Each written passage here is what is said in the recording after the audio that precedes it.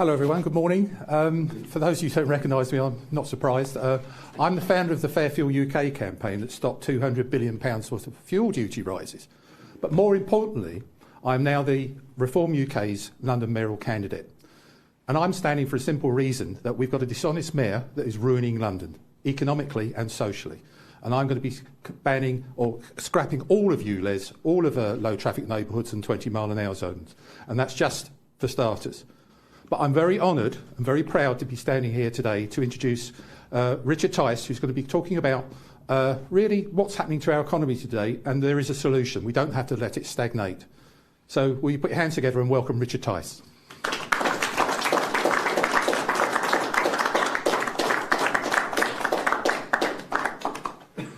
Thank you, Howard, and a very good morning to everybody. It's great to see you here. Now, in early August, you might think, indeed, it's a strange time to be talking about icebergs.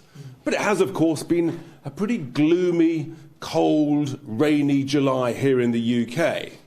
And the truth is that we've got some serious challenges ahead for the UK economy. And that's why the title of today's press conference is Iceberg Ahead, Change Course or Sink.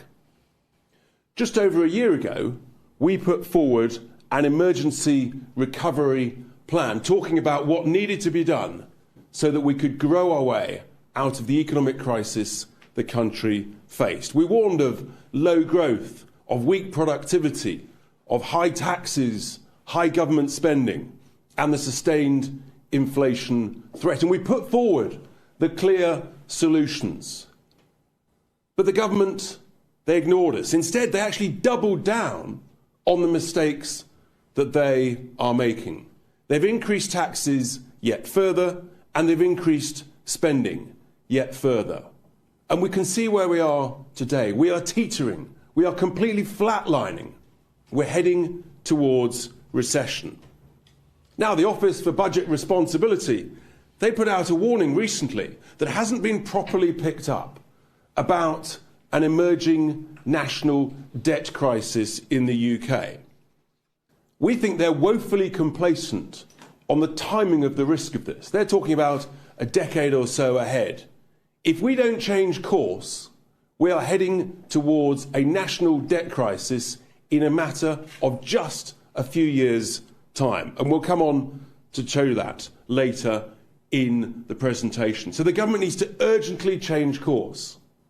If it doesn't adopt the sort of growth strategy that we put forward, instead of their failed model of tax, spend and regulate, then we are facing a debt crisis, stagflation, and I'm afraid to say that then leads to a complete currency collapse. Now, I've talked before about Rishi's socialist solution, and that's what it is. It's the classic failed measures of socialism. Raising personal taxes, raising corporate taxes, which disincentivises investment, raising government spending. There's no such thing, folks, as government money. It's your money. It's everybody here's money. It's our money. It's taxpayers' cash. It's unbelievable how much waste there is in the system. Do you remember Boris Johnson promising to reduce the number of civil servants by 90,000? Only this week we discover, instead of reducing them, the numbers yet again have gone up. And what this does, it creates a culture of subsidy, of dependency. And that is fatal for the economy. The result of all of these failed socialist solutions, and I use that word really, really importantly. Socialism is what we've got from the main two parties. You've got the con-socialist Tories, and then you've got the Socialist Labour Party. Two sides of the same socialist coin. And the result? Lower growth or no growth, and a complete disincentive to make work pay.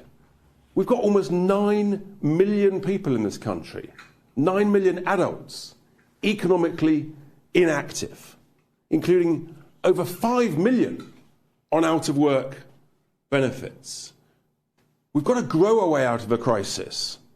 And our growth plan is absolutely clear. First of all, we've got to cut the huge amount, the vast amount of wasteful government spending. It's everywhere. All of us at home, we're looking at our budgets.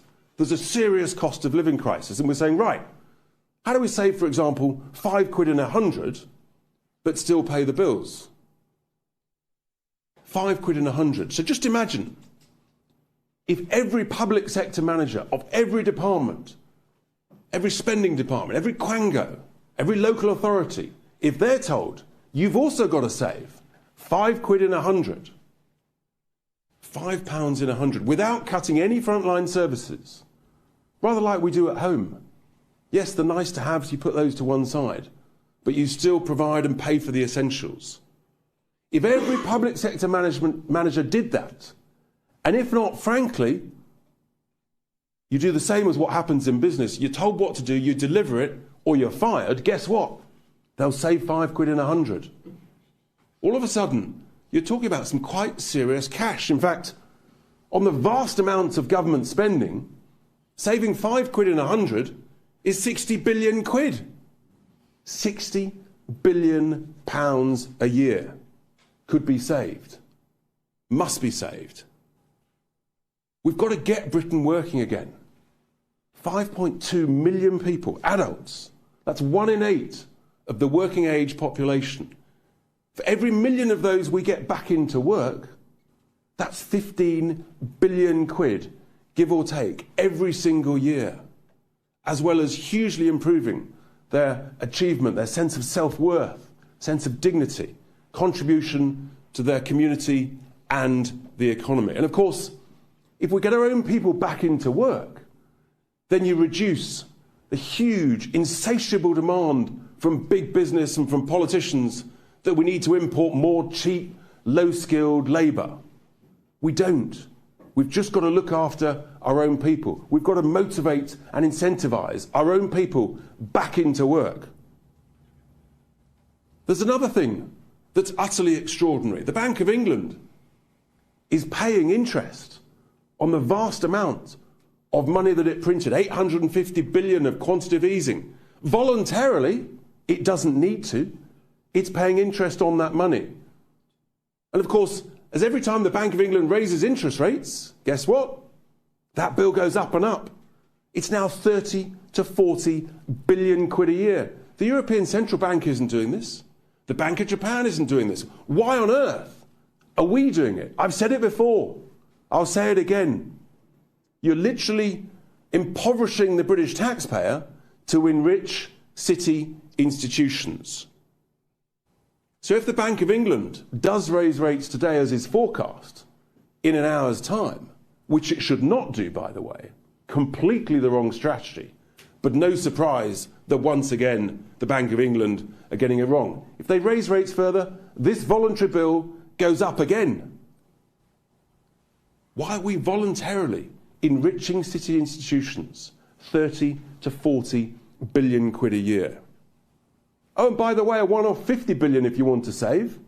We could scrap the useless HS2 that even the Infrastructure and Projects Authority just last week, has said the delivery of that is unachievable. We all know that it's a massive, massive white elephant. There are tens and tens of billions that can be saved every single year. Just these items alone that I've mentioned, it's 100 billion plus every year. This is serious money. It's your money. It's our money. And we shouldn't be wasting it. Instead, what we should be doing, and this is the other key element of our growth plan, is we should be cutting consumer taxes, reducing taxes to stimulate and activate growth. And Ben Habib is going to talk in a second about why growth is so essential. It's so important to get our economy going again. I've used this slogan before, but I'll say it again. We've got to make work pay. And the way to do that is to free up 6 million of the lowest paid from paying any income tax whatsoever. Now, YouGov just did a poll just the other day on this specific policy of Reform UK's, over 75% of people said, yes, this is the right economic strategy. So you lift the starting point at which you pay any income tax whatsoever from 12.5 grand to 20,000 quid. Every week, that's £30 net in your pocket to help pay bills. What's the government doing? It's doing the opposite. It's dragging in millions of more of the lowest paid in our country into paying income tax. It's morally indefensible, it's economically indefensible, and it's frankly an outrage. The truth is, we haven't got a labour shortage here. We haven't got a people shortage in the UK. We've got a willing worker shortage because for too many people, work doesn't pay. This fundamental policy, make works pay, and will immediately attract many, many hundreds of thousands off out-of-work benefits back into work. And that reduces the pressure on immigration. We can also use this saving by cutting wasteful government spending so that you can scrap VAT on energy bills that the government's promised to do before. It's a great Brexit opportunity, once again, that's been wasted by this useless Tory government. We should scrap the unnecessary environmental levies. These are hundreds of pounds every single year for households, ordinary folk struggling with the cost of living crisis. If we do this, we can help everybody. We should reduce fuel duty by 20 pence per litre. Again, saving people, every driver, almost 300 quid a year. Howard Cox, who kindly introduced me this morning, he saved motorists across the country tens of billions of pounds over the last 10 years or so. This creates economic activity. We can reduce VAT from 20% to 18%, saving hundreds of pounds per household per year. This is real cash, folks. It's your cash that currently the government is wasting. And of course, we've got to reduce corporation tax back down from 25% that the socialist Sunak introduced, back to 19%. You've got to stimulate investment. There's got to be a reason to invest, to attract money into this country, to invest in risk-taking, in taking jobs. And then net zero is, of course, very much at the top of the news. Now listen, we all want to save the environment. We all want cleaner air. But let's do it in a pragmatic, affordable, proportionate way. And that means scrapping the completely arbitrary temperature, the arbitrary deadline of net zero. I've declared, and I'll say it again, I think we are now at peak net zero. We're now allowed to have this debate, and we will be at the forefront of it. And if we do these measures, then all of a sudden we will stimulate real significant growth. Every single year, we estimate it'll be at least 0.5% higher growth. That's real money. That creates more tax revenues. And crucially, our measures to reduce taxes mathematically in the first year would reduce inflation by around about 4%. This is serious. This is the way to stimulate our economy. And I'm now going to ask Ben Habib to come and just talk about why growth is so important and some of the other factors that is holding this great nation of ours back. Ben, over to you. Thank you very much, Richard. What a brilliant exposition of how we got to where we are. And this graph, I think, sort of sums it up, doesn't it? If you look at UK growth rates over the last few decades, when we've had our highest borrowing and our highest taxation rates, we've had the lowest growth. And it's something that all Conservatives should understand. The problem with socialism is that you eventually run out of other people's money. And that is effectively where we have now got with our economy, and it's evidenced in these growth rates for UK GDP. If you were to translate those, that's in sterling, by the way, if you were to translate those into dollars, you'd see a shrinking GDP, because in real terms, the currency crisis that Richard forecast we're going to have is already partially on us. The way we've bolstered the meagre growth that we've had is at the expense of sterling. And as we get progressively worse economically, we will see sterling go down even further. In contrast, if you look at US growth over the same periods, you'll see a completely different picture.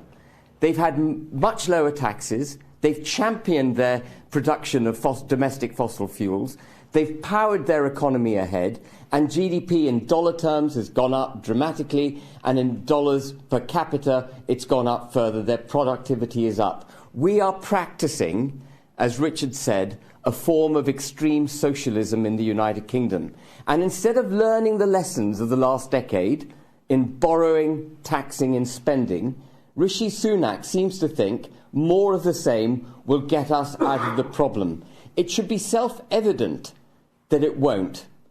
The notion that the government can tax us, take our money and spend it more wisely than we would is a lie, ladies and gentlemen. We know the government is no good at government spending because they waste it all.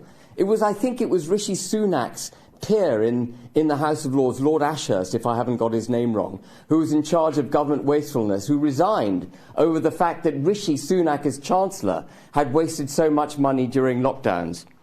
No, we need growth more than anything. If you get growth in the economy, you get general prosperity, wages go up, people want to invest in the United Kingdom, sterling automatically strengthens, and you create a positive cycle out of the downward loop which we now find ourselves in. We've got to find a way to push that cycle back up. And I'm going to digress a bit, but into a really important part of how our economic growth is being undermined, not in this case by taxes, but by regulations, and yes, ladies and gentlemen, the culture war. It's very easy to see the various government policies that we have to live under in silos. We think of immigration in a silo. We think of the attack on our national values in a silo, attack on the British Empire in a silo, attack on our national heroes in a different silo. But actually, they're all part of the same battle. They're all interwoven. And the impact of the attack on British values, culture, history, heritage, our national heroes, has been inculcated, embedded in business through something called environmental, social and corporate governance policies. We've begun to see how pernicious this is with the revelation that Coutts cancelled Nigel Farage's bank account. It's the first time I've seen the debate on ESG come into the public domain. But I'm going to focus a bit on ESG, if I may, because it's the heart of the problems that the private sector face. Now, it won't surprise people to know that the principal architect, the man who set ESG going into the private sector, was none other than Tony Blair. He couldn't nationalise everything to give effect to his ideological vision for the United Kingdom. So he took a much cleverer route. He embedded it in our private sector. And he did that initially using Section 172 of the Companies Act 2006. I recommend people look it up. For the first time, he made directors in this country responsible not just for their shareholders, their employees and the taxman and their creditors, which are fundamentally important yardsticks by which Anglo-Saxon capitalism has moved forward, but he made directors responsible to broader stakeholders, including the environment, and that's the mechanism that's now been used to drive net zero through the corporate world, and for social justice. No longer are companies just out there to make money. They're out there to deliver what they view as social justice. And it was this vision of social justice at Coutts that allowed them to believe that Nigel is a bad man, to conclude that Nigel is a bad man because Nigel didn't agree with Coutts's view of diversity and inclusion, to which I'm going to come back. And they cancelled Nigel. And they cancelled his bank account. So what they did in the pursuit of a non-monetary goal, they cancelled a perfectly viable economic contributor to Coutts's bottom line. And that, in a nutshell, ladies and gentlemen, is how the economy is being hijacked by the culture wars. They're taking ideological positions and frustrating profitability in the pursuit of that ideology. We have to ditch ESG. I'm going to come back to diversity and inclusion for a second. So the vast majority of companies, public bodies and other entities in this country have championed their obligation to social justice, an obligation which I think itself should be cancelled, but they've promoted diversity and inclusion as their mechanism for delivering social justice. What is diversity and inclusion? Diversity and inclusion is the promotion of minority ethnicities, minority sexual preferences, minority gender identification, minority basically any minority right or interest you can get hold of and promote that. That effectively has now been adopted as diversity and inclusion. But of course, when you think of it in that way, you might be forgiven prima facie to think, well, that sounds good, you know, you're promoting all these minorities. But what you do when you promote a minority is you demote the majority. And it is economically damaging reverse racism. That's what the vast majority of UK PLC is now practicing. Reverse racism and damaging the economy in the process. This is what Nigel Farage was fighting at Coutts. This is what we're all fighting now in our daily lives. I run a regulated business, First Property Group PLC, which is regulated by the Financial Conduct Authority. So we have to have an ESG policy. We have to report on ESG. And when I first came out about ESG after Nigel blew the lid on it, my son texted me and he said, Daddy, you better just check your ESG policy in case anything you said publicly contravenes what you've said in your policies. And I was really pleased to see that my company, when we came to interpret social justice, the way we deliver it, though I reiterate we shouldn't be obliged to be delivering any form of social justice, but the way we did it was to say everyone is equal, no matter what your ethnicity, no matter what your sexual preference is, no matter how you view net zero, everyone is equal. And that is how it should be done if it's going to be done at all. But we have the worst form of it in the UK at the moment. We are practicing economic damaging policies in the pursuit of this peculiar ideology that is in itself fundamentally racist and prejudiced. It's got to stop. I want to talk a bit about net zero. The US has had this fantastic growth rate that I mentioned. The way it's addressed what Biden describes as the climate crisis is first to become completely fossil fuel independent. It's fracked its way to energy independence. The US used to be one of the biggest importers of fossil fuels. It's now a net exporter of fossil fuels. On the back of that, with the strength that that afforded the US, it has announced the biggest climate crisis fighting package in the world, a $370 billion inflation reduction scheme. It can do that with confidence because it's got a growing economy, because it's energy independent. What we've done in this country is the exact opposite. And again, it comes back to ESG, this drive to net zero. We've adopted the drive to net zero.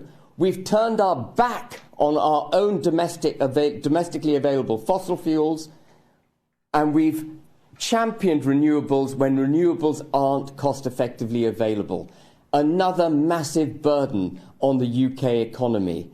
In March 2021, Boris Johnson signed something called the North Sea Transition Deal.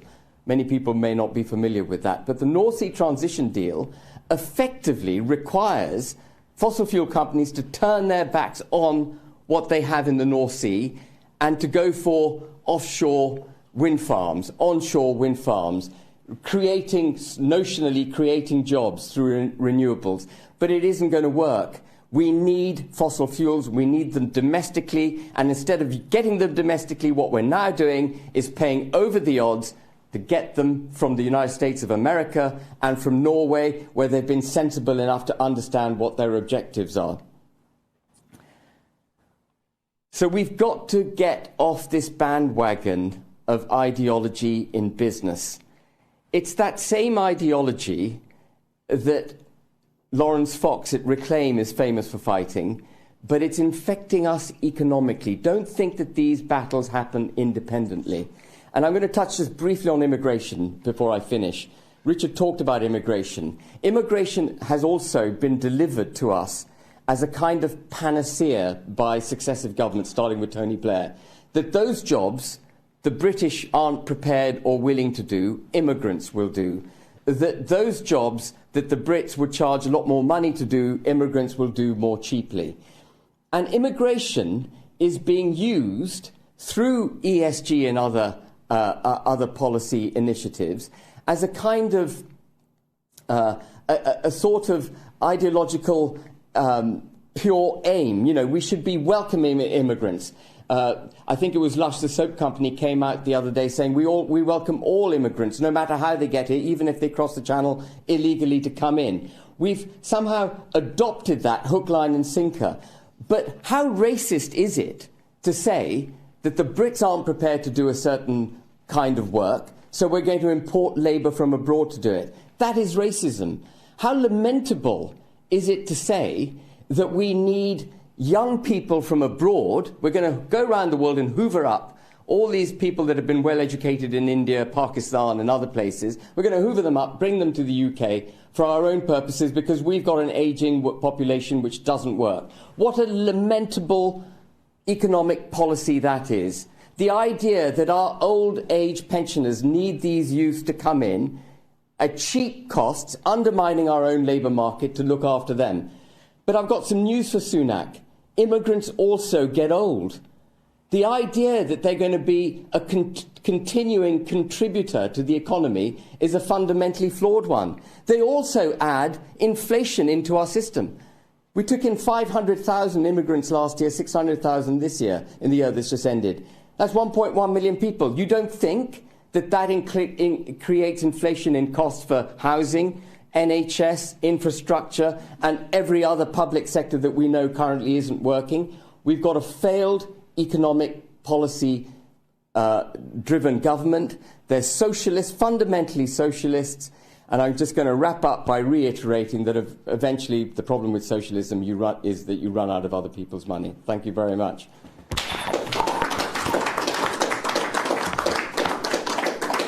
Thank you, Ben. And that's the key point. There are so many factors that impact on our woeful, woeful growth. You can't tax our way out of this crisis. We've got to grow our way out of a crisis. And Ben quite rightly highlighted some of those other factors and talked about silos. You've got to look at all of this. The net result is, what are our forecasts? How does it look going forwards? And this is where the Office for Budget Responsibility, that so many people think are brilliant and we should listen to their every single word. Well, let's just look at their forecasts over the next few years, shall we? And it's on the screen and on the slides here. For the next 3 years, after this year, the Office for Budget Responsibility is forecasting that inflation, currently at 7.9%, will be below 1% every single year. That's never happened for 3 years on the trot. Not in living memory. It's never happened, and yet they think it's going to happen for the next 3 years. If you look at our forecasts, we think it'll reduce to 4.5%, 3.5%, and if we're lucky, we get back to 2% inflation. This is serious, because higher inflation means, of course, higher government spending. It means higher interest rates. It's a vicious circle. So all of their forecasts are on the basis you're going to get down to below 1% for 3 years on the trot. That is woefully, woefully unrealistic. And then let's look at their growth forecast. Well, so they're assuming that inflation will go all the way down, and then that we will grow at 1.8%, 2.5%, 2.1%. That would be nice. But given that our taxes, the government spending now is 47% of the whole of our economy, a third higher than it was 20 years ago, again, woefully optimistic. If you look at our forecasts, given that we're flatlining at best at the moment and heading south, we're forecasting a recession over the next 12 to 18 months, and then a gradual return to growth, 0.8%, 1.3, 1.5. We think that the OBR is being woefully optimistic on inflation and woefully optimistic on growth. And if we're right, the impact of that on the government finances is really serious. And don't just take our word for it. Look at the IMF. They're forecasting next year 1% growth compared to 1.8% from the OBR. KPMG, just over 1%. The CEBR, they agree with us on inflation levels. The impact is dramatic. And that's why I say iceberg ahead unless we change course.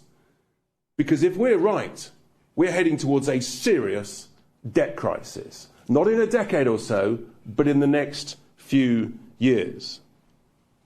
With the OBR numbers, they think that our deficit will be 60, 70 billion quid over the next couple of years. If we're right, forget that, scrap that, you're looking at £250 billion every single year. 250 billion quid.